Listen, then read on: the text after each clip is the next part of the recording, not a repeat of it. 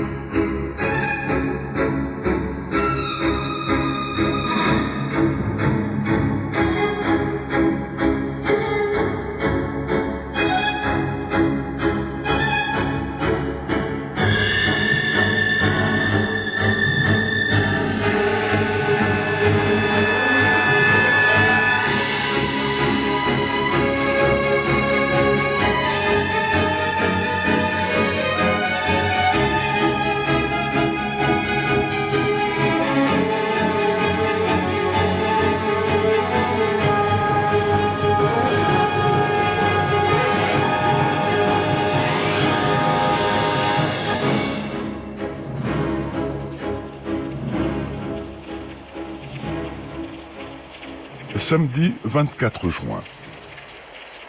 Arrivés par temps de pluie, nous découvrons un dépôt vide de toute âme qui vive, excepté celle du gardien. Nous nous saluons d'un Bune Ziwa.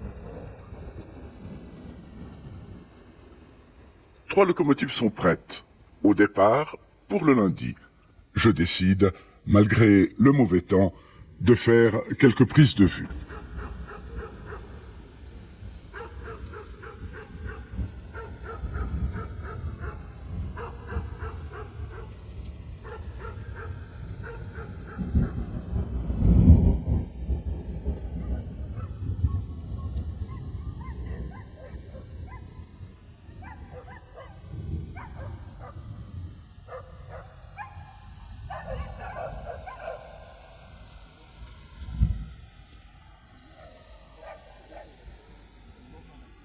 Le lendemain matin, la pluie s'est installée et, à regret, nous choisissons de poursuivre notre route plus au sud, vers d'autres lieux et d'autres trains.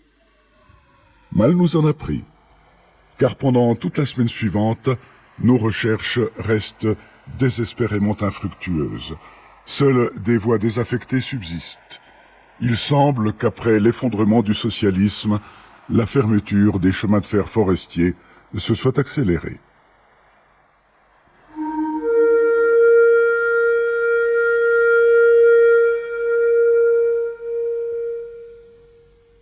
Lundi 26 juin.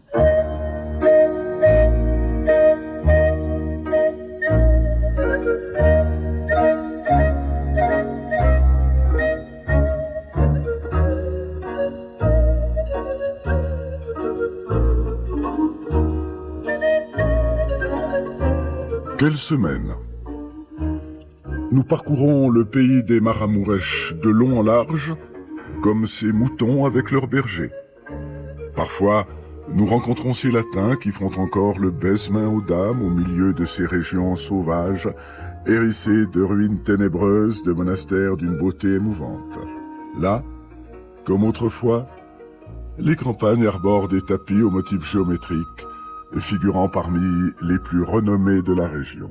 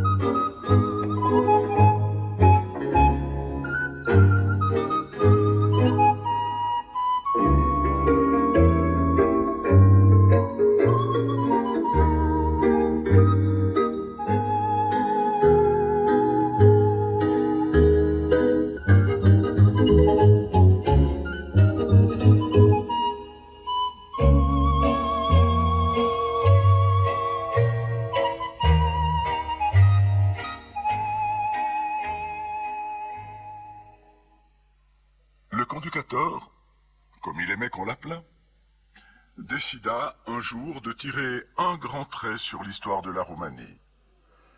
Dès 1977, villages, cimetières et églises furent livrés au bulldozer.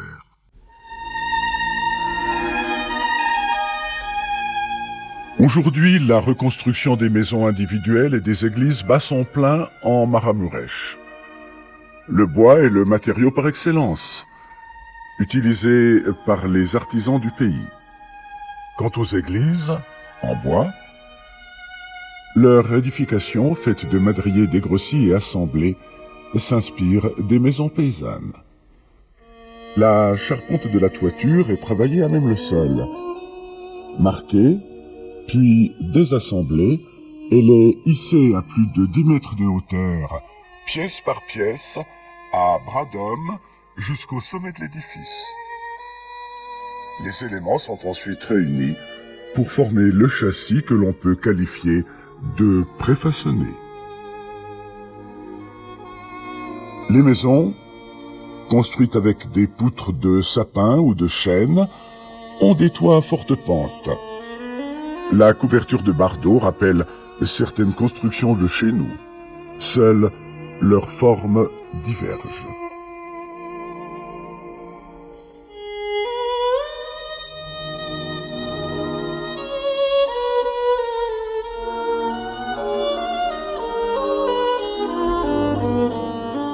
L'omniprésence du bois dans l'architecture crée une parfaite harmonie dans cet environnement rural authentique. La maison paysanne, comme l'église, est ouvragée. Les artistes sont des indigents, laboureurs et pâtres, dont la gouge, le fer rouge et le ciseau ont révolutionné la sculpture. Déjà au XVIe siècle, la maison est protégée côté rue par un portail monumental qui, avec le temps, devient plus complexe et plus long, occupant toute la largeur du terrain. Décoré avec raffinement, dominé par des auvents, ces arcs de triomphe témoignent d'un sens décoratif magistral.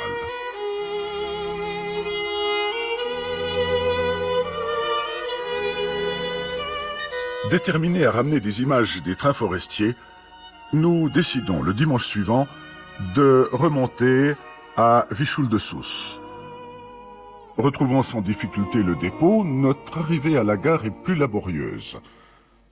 Nous nous renseignons auprès de la Politia et d'un garde-barrière de la Caile Ferrate Romane. S'il vous plaît, où se trouve la gare du chemin de fer forestier qui se rend dans la vallée de la Vazère? La première rue à gauche, nous répond le gendarme, en roumain, bien sûr. Il nous renvoie tout simplement sur le dépôt, d'où un garde nous accompagne à une petite maison fraîchement repeinte qui fait office de gare. Contre cigarette, bien entendu.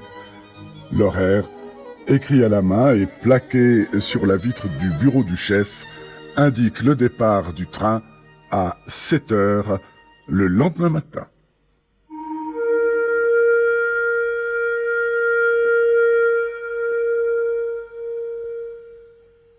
Lundi 3 juillet.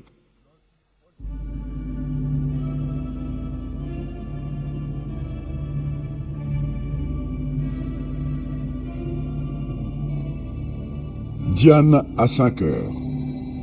Pour être à 6h30 à la gare. Le premier convoi de la semaine ouvre la voie aux bûcherons.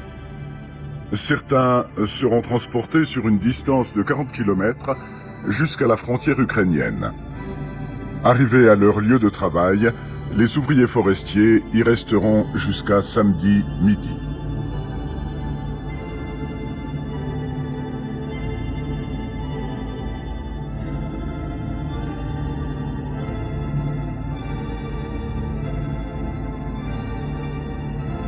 Les visages se réveillent et le train ne vient toujours pas.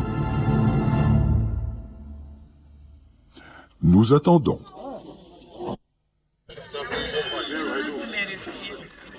Plus tard, on nous apprend que le train a déraillé. Avec un calme stoïque, nous persévérons encore. Il va venir, et ils vont le redresser. Et chacun se souvient d'incidents semblables et de bien d'autres sur le chemin de fer de la vallée, sur les gens d'ici aussi. On se remémore des histoires vraies et imaginaires. Ici, dans la vallée de la Vazère, la réalité et la légende se confondent. Ne sommes-nous pas dans les Carpates, au pays de Dracula? Nous sommes ici dans un autre monde dérobé et enchanté. Les récits font oublier l'attente. 8h30. La voilà, la locomotive. Nous pouvons enfin monter dans notre premier train forestier roumain, qui, bien plus qu'un chemin de fer, représente ce taco cahotant et fumant, toujours en retard, qui nous transbahute dans un monde curieux de contes, de forêts et de bûcherons.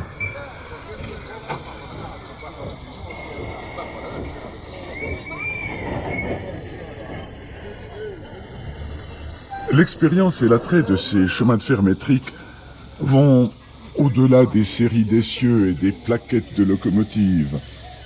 Celui qui, une seule fois dans sa vie, est monté tôt le matin dans ces trains romantiques, tractés par de telles locomotives à vapeur, a pu découvrir qu'elles étaient équipées de chaudières déjà usées depuis longtemps, alimentées avec du bois, du charbon de moindre qualité ou même des pneus d'automobile découpés. Et que, la plupart du temps, elles cafouillaient sur des voies ferrées pleines d'aventures, sur lesquelles les déraillements sont plutôt la règle que l'exception.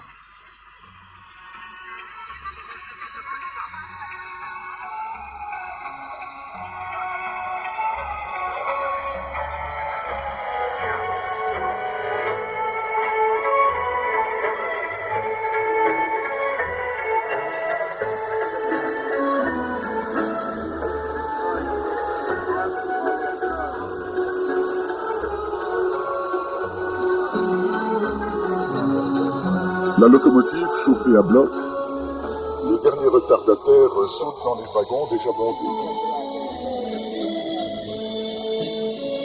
Enfin, ça y est, ça bouge. Avec un bruit de ferraille étourdissant, nous avançons ballottés de tous côtés. Difficile de tenir mon équilibre pour filmer, mais nous progressons enfin. L'aventure va commencer dans cette vallée de la Vazère.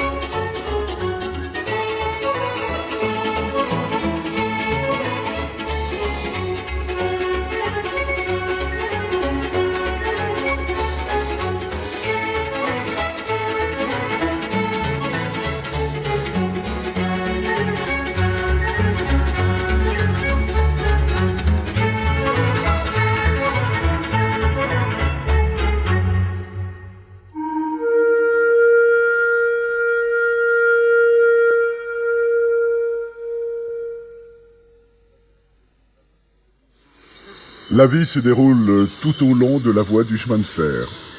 Elle est la colonne vertébrale de la vallée, le seul lien avec la petite ville de Vichéoul-de-Sousse puisqu'il n'y a pas de route. On y joue, on y lave sa salade, on profite de la pente pour se laisser glisser et se rendre au marché.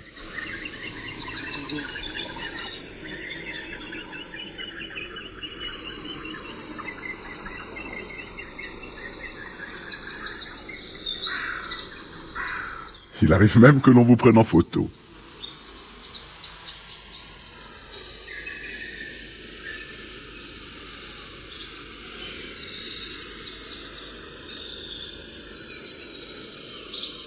le jour même ou le lendemain matin, ils remonteront à pied le long du tracé ou bien agrippés à la dernière voiture du convoi.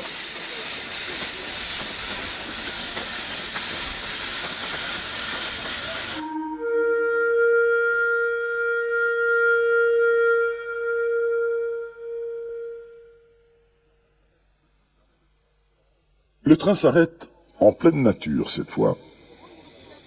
Pas de gare au nom de Novat, Novitchorul ou Botitsu. Non. C'est la pause de midi pour se restaurer et prendre de l'eau vite fait. Nous sommes en retard. Un coup de sifflet et le train repart doucement. Chacun court comme il peut et saute dans un wagon en marche.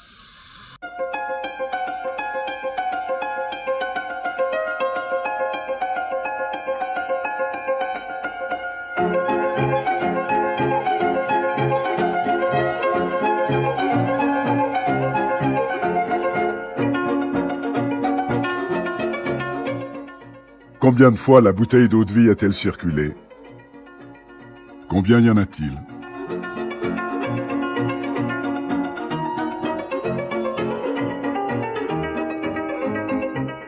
Mon voisin de voyage me raconte qu'il y a 3 ans, un bûcheron assis comme nous sur un wagon plat a été grièvement blessé par un ours.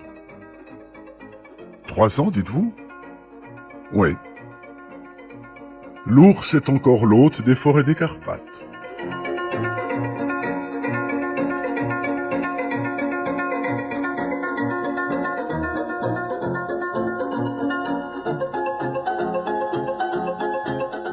Nous roulons quand même à la vitesse moyenne de 8 km/h à l'heure pour une dénivellation de 503 mètres.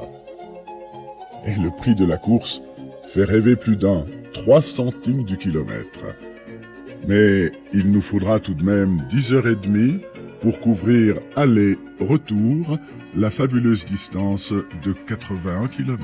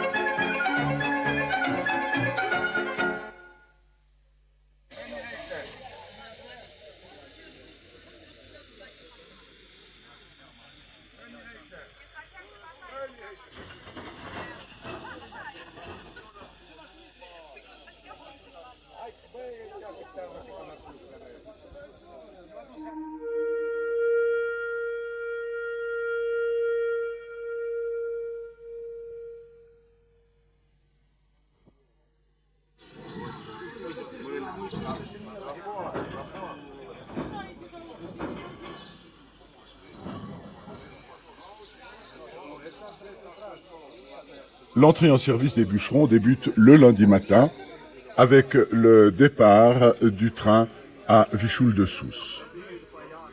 Novicior est l'un de ces emplacements où les ouvriers forestiers travaillent toute la semaine. Arrivés sur place, ils achètent leurs vivres au magasin forestier pour les prochains jours. Un pain, du lard, des saucisses, des conserves, etc. Le labeur est pénible et les ouvriers ont besoin de manger régulièrement. Leur cabane, qui contient environ 40 ouvriers, abrite une pièce commune où chacun a son lit, une petite étagère et un crochet pour suspendre ses habits. Au centre se trouve la grande table. Tout près de là, couvent les fourneaux où chacun fait sa propre cuisine. Une femme de ménage s'occupe de la vaisselle, de la propreté. Les toilettes, vous les trouverez à l'arrière de la cabane. aussi, mais l'installation est dépourvue d'électricité.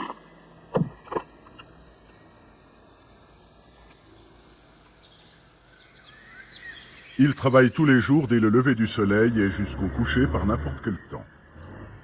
L'hiver, le travail est encore plus rude. Les tracteurs ne pouvant atteindre les arbres, ceux-ci sont dégagés de la neige à main de bûcheron.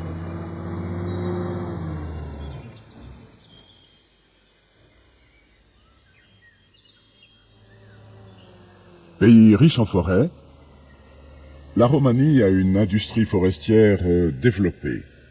La construction d'un grand nombre d'usines modernes assure la mise en valeur intégrale du bois. Une grande variété de produits est aujourd'hui façonnée à partir du bois. Le contreplaqué, le parquet, les meubles, les embarcations, les instruments de musique, etc. Le chargement du bois a aussi suivi une certaine évolution, mais moins rapide il est vrai, car aujourd'hui, bon nombre de travaux sont encore réalisés à bras d'homme.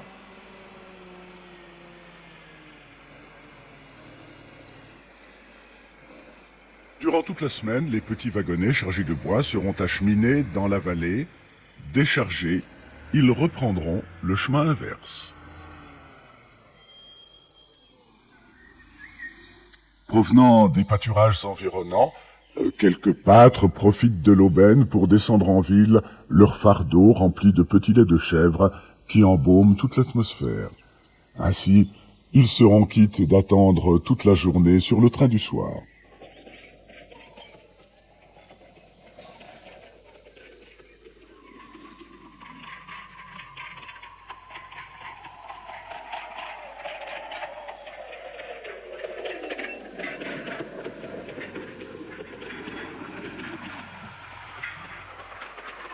Transporter le bois depuis ces forêts inaccessibles n'était pas une mince affaire au XIXe siècle.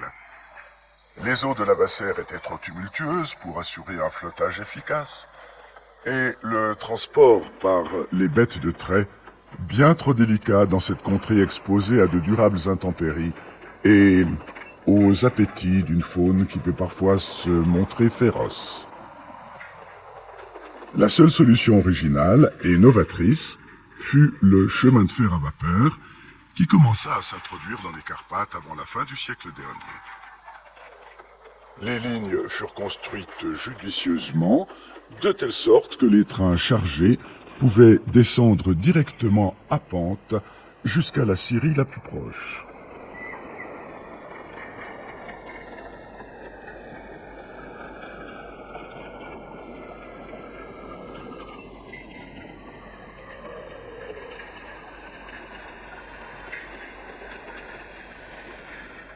Mais de nos jours, le trajet réservé à cette forme de conduite reste limité à de courtes distances.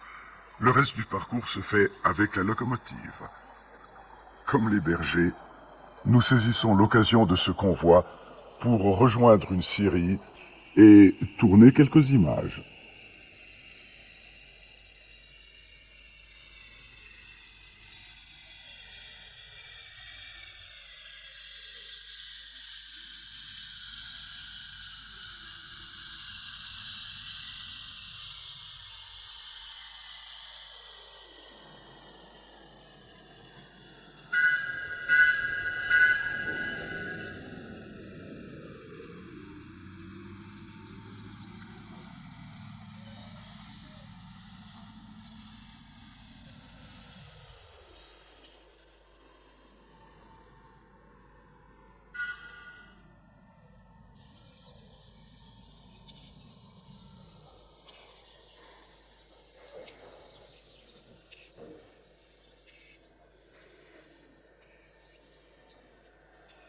Arrivés sur place, les wagonnets sont déchargés, les troncs y sont débités et les pièces de bois sont expédiées vers l'ex-URSS et vers l'Occident.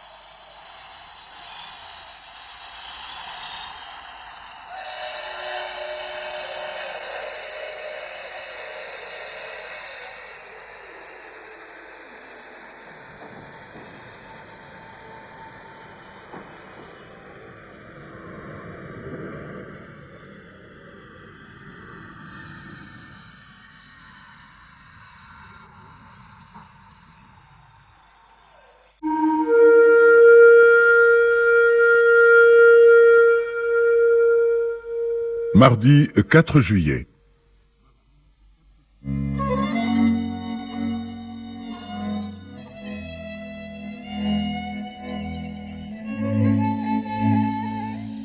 Le temps est à la pluie.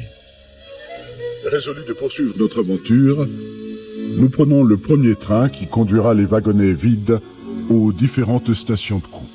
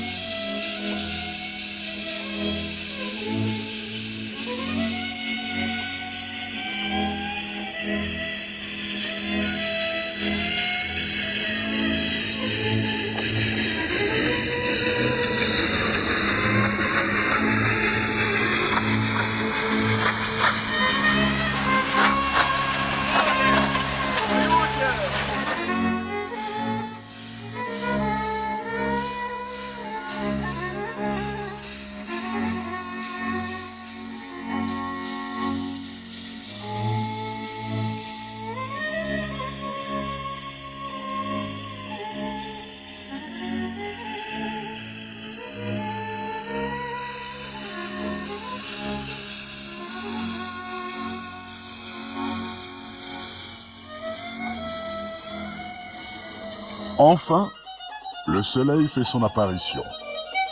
La montée sera d'autant plus agréable. Nous choisissons cette aubaine pour nous rendre cette fois-ci jusqu'à la frontière avec l'Ukraine.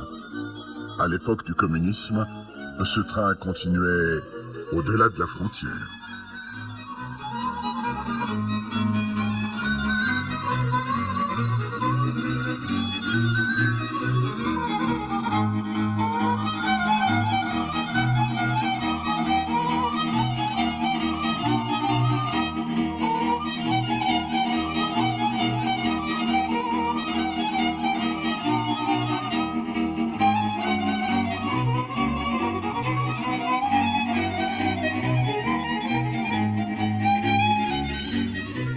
Pour le visiteur venu de l'Ouest, la Roumanie peut lui réserver quelques surprises moins réjouissantes, telles que le papier de toilette qui fait systématiquement défaut, une hygiène des plus discutables, une pauvreté bien souvent présente, ou encore, bref, si quelques roues tournent encore. Cela tient certainement plus de l'incroyable flexibilité de la population indigène que de la constance de l'entretien. Ici, un mécanicien sur locomotive, avec les moyens les plus simples et dans les situations les plus inextricables, réussit toujours à remettre en route son engin.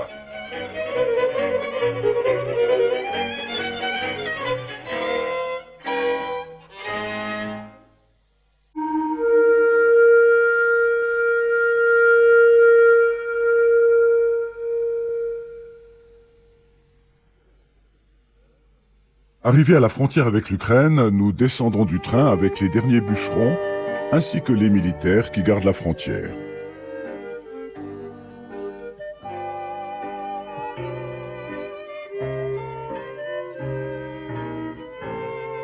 La locomotive est décrochée des deux wagons restants, l'un pour les voyageurs et l'autre pour les marchandises de toutes sortes. Elle va faire le plein de charbon pour se préparer au retour.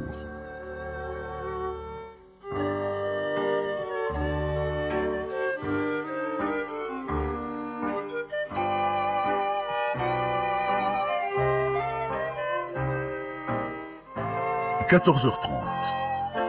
Pas de locaux.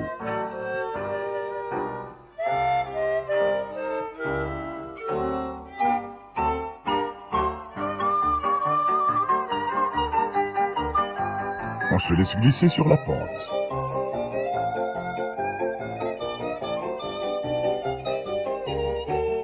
On évite ainsi des manœuvres, n'est-ce pas, messieurs?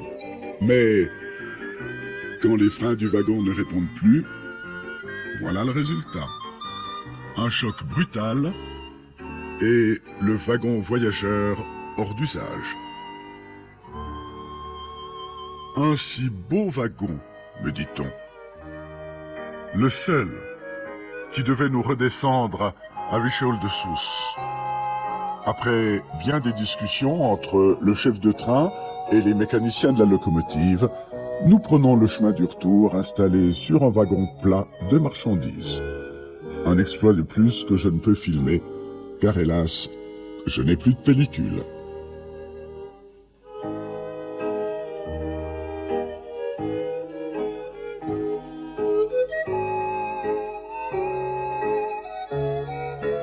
Demain, il sera samedi.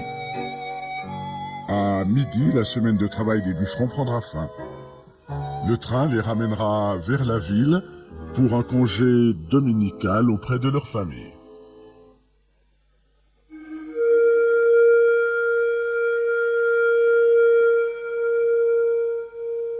Samedi 8 juillet.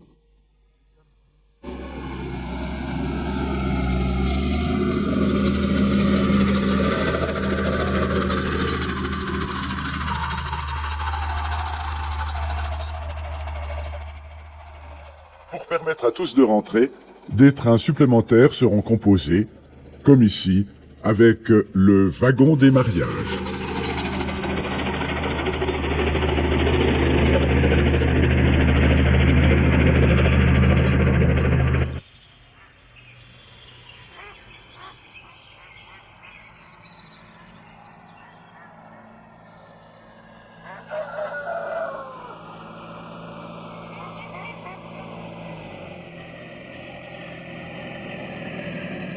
Ainsi, certains rejoindront au plus vite leur foyer, leurs promises ou leurs amis.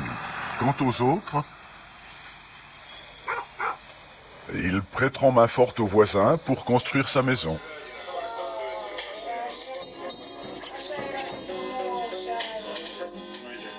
Et si vous passez par là, comme nous, vous aurez peut-être la chance de vous faire inviter, en toute simplicité, à un repas de baptême. On vous fera goûter la tchouïka, qu'une deuxième distillation rend particulièrement redoutable.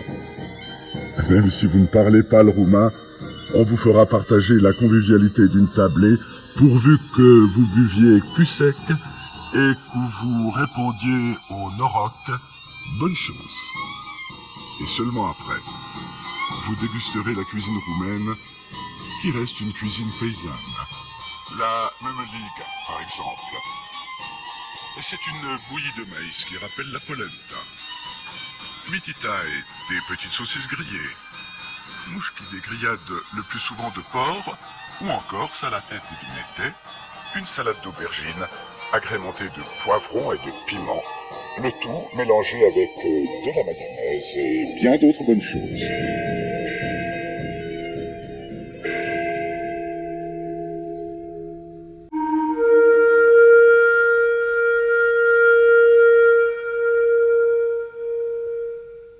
Dimanche 9 juillet. Jour de repos par excellence. Les orthodoxes revêtent leurs plus beaux costumes pour aller à l'église et retrouver leurs voisins venus à pied, parfois de loin, même de très loin.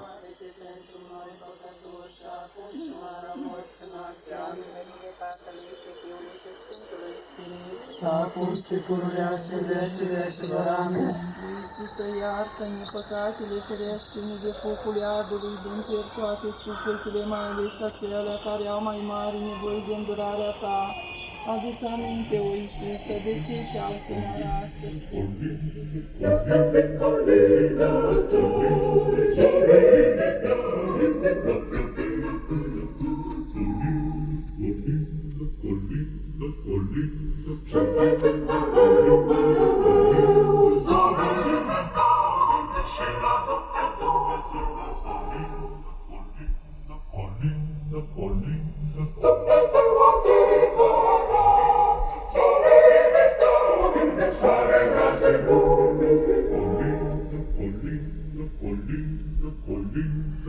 Don't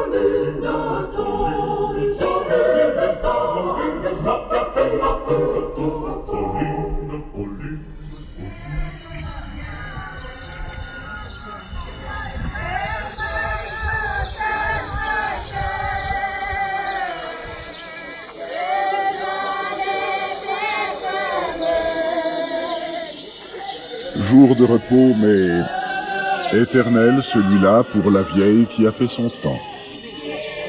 La famille au grand complet, les amis, les voisins, les pleureuses, ils sont tous là.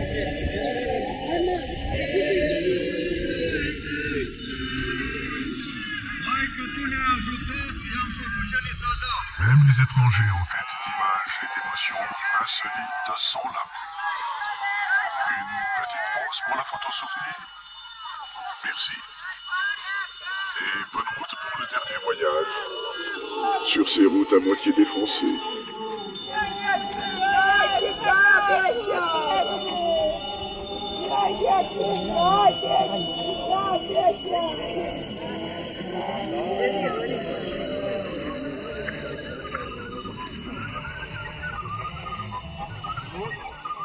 Alors, chacun retourne chez soi pour remplir sa vie, continuer son labeur, vivre ses joies et ses peines aussi.